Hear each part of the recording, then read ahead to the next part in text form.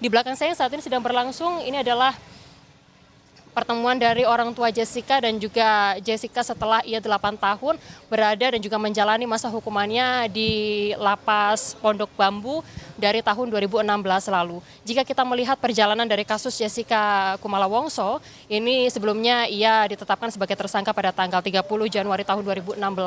dan kemudian Jessica menjalani masa tahanan atau masa hukuman setelah ia divonis dan juga kemudian terbukti melakukan pembunuhan berencana terhadap rekannya yaitu Wayan Mirna Salihin pada tahun 2016 lalu, di mana dari hasil vonis yang juga kemudian dijatuhkan oleh pihak majelis hakim kepada Jessica Kumala Wongso, yaitu vonis hukuman 20 tahun penjara karena terbukti melakukan pembunuhan berencana terhadap Wayan Mirna Salihin pada tahun 2016 lalu. Sementara itu, saudara, dari perjalanan kasus hukum dari Jessica Kumala Wongso di tahun 2016 lalu sampai dengan saat ini, dari pihak Jessica sempat melakukan atau mengajukan kasasi, lalu juga kemudian mengajukan banding dan juga PK, dan juga kemudian upaya hukum tersebut kemudian digagal begitu karena memang ada sejumlah pertimbangan dari majelis hakim dari Mahkamah Agung yang menyatakan untuk PK yang juga kemudian sempat diajukan pada tahun 2017 lalu dari Mahkamah Agung memutuskan untuk menolak PK yang diajukan ini karena ada pertimbangan tersendiri yang juga kemudian menjadi hal yang juga kemudian menjadi dasar putusan dari Mahkamah Agung pada saat itu. Di antaranya adalah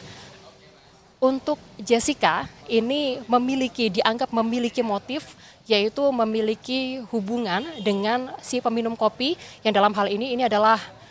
Wayan Mirna Salihin yang juga kemudian meninggal dunia pada tahun 2016 lalu. Dan itulah yang menjadi dasar PK pada tahun 2017 kemudian digagalkan atau kemudian tidak dikabulkan oleh Mahkamah Agung pada tahun 2017 lalu. Sementara itu, saudara, dari perjalanan ini merupakan perjalanan yang juga kemudian cukup panjang untuk kemudian bisa sampai di titik saat ini dari Jessica Kumala Wongso pada tahun 2024 ini, tepatnya adalah pada pukul 9.30 pagi tadi, Jessica Kumala Wongso akhirnya dinyatakan bebas bersyarat.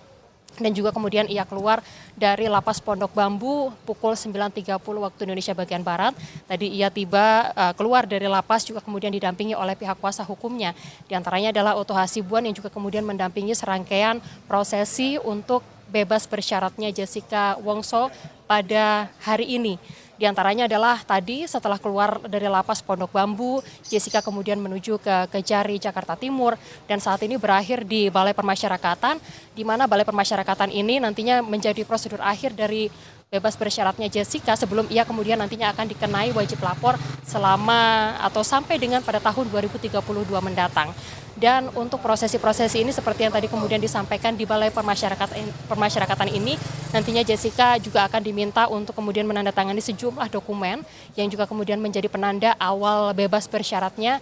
selama masa wajib lapornya sampai dengan tahun 2032 mendatang. Dan di sini Jessica akan pertama kali bertemu dengan ibunya setelah ia 8 tahun menjalani masa hukuman dari tahun 2016 lalu.